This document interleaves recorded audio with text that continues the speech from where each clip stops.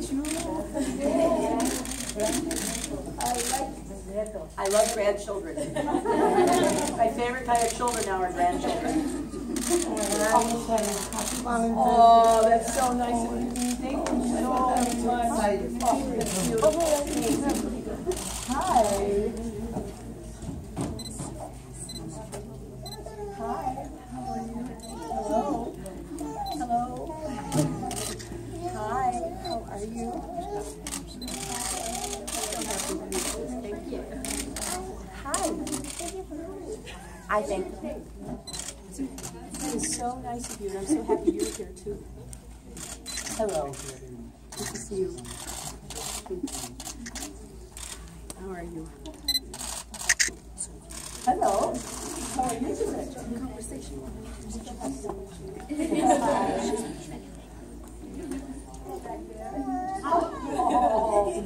Oh, you're so patient. You're so patient. You're so cute. Yes.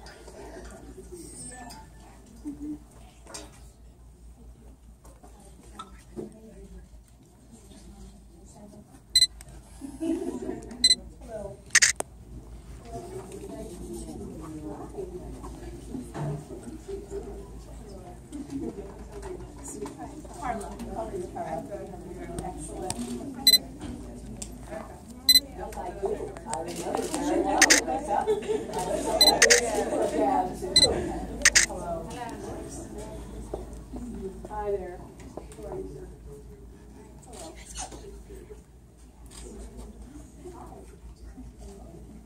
Hi.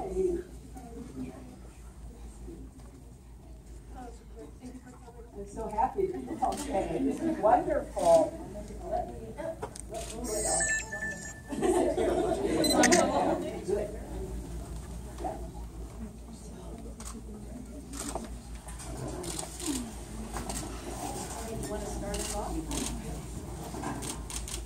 Thank you everyone for coming. We are really excited to have everybody.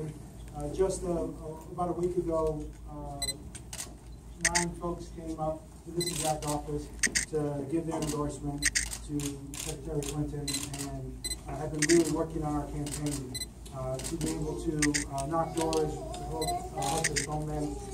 We also have 2 precinct captains that have been knocking doors and maybe following that part of our high school program. So we wanted to come here to have a discussion with the folks that helped endorse, but also with their families.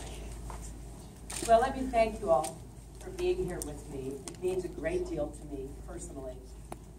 I am incredibly proud of the Dreamers.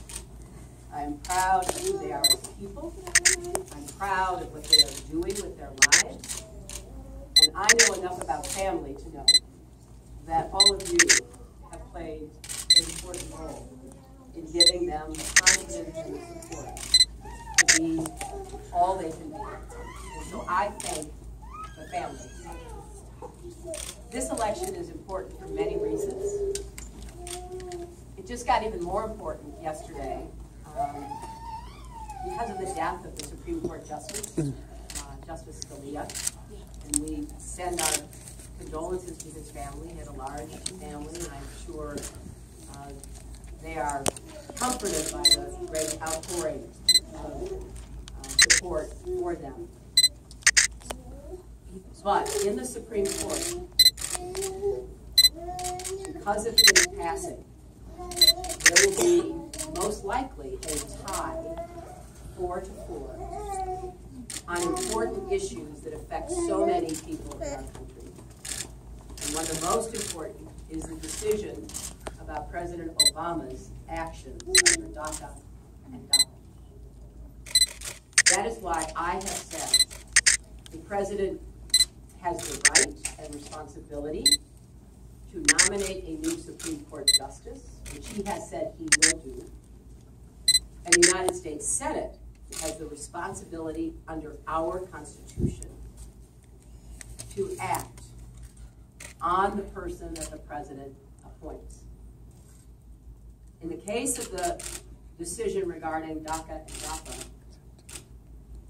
if there is no new justice appointed, Then, as with other cases before the court, the decision that was decided will stay in place.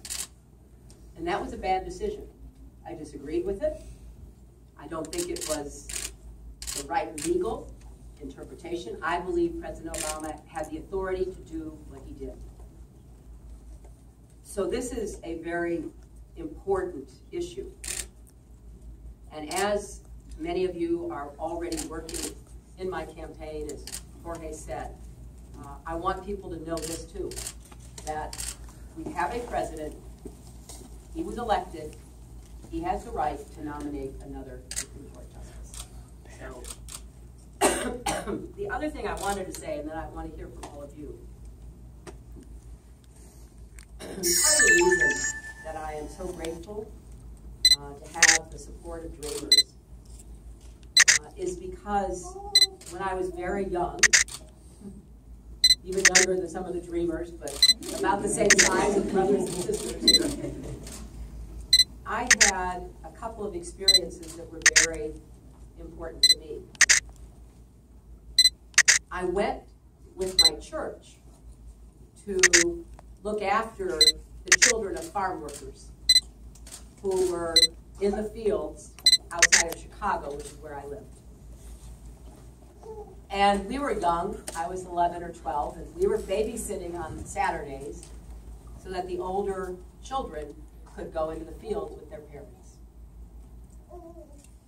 So as a very young girl, I was given the honor of being involved with families of farm workers and to see firsthand the love, the support, the caring that families had toward one another. I tell the story of babysitting the children, and at the end of a long day, around 5 o'clock, we were waiting for the parents, the older brother and sisters to come home. I saw an old bus pull up, open the doors, and the parents and the older brothers and sisters got off, and the little children began to run down the road toward them, holding out their arms, calling Mommy, Daddy. And I told my mother when she came to pick us up, I said, you know, your families are just like our family. And my mother stayed and talked to some of the other mothers that were there. And it was such an incredible experience for me that when I became a young lawyer, I worked to improve conditions for migrant workers in Florida, in California, to provide legal help, to provide better living conditions. So when I think about Dreamers, I think about these very impressive young people, but I also think about those children. And I want to do everything I possibly can to make sure that you have the opportunity and the right to live your lives in this country, to contribute your skills, your hard work, to building a better future for all of us. And that's why I'm so privileged to have their support. But I'm also honored, deeply honored, to have their support. And I'm looking forward to hearing from all of you. We had a great discussion back in the spring about a lot of issues, which has been important to me as I've gone forward. But I want to keep listening, and that's part of how I think we make the best decisions. So with that,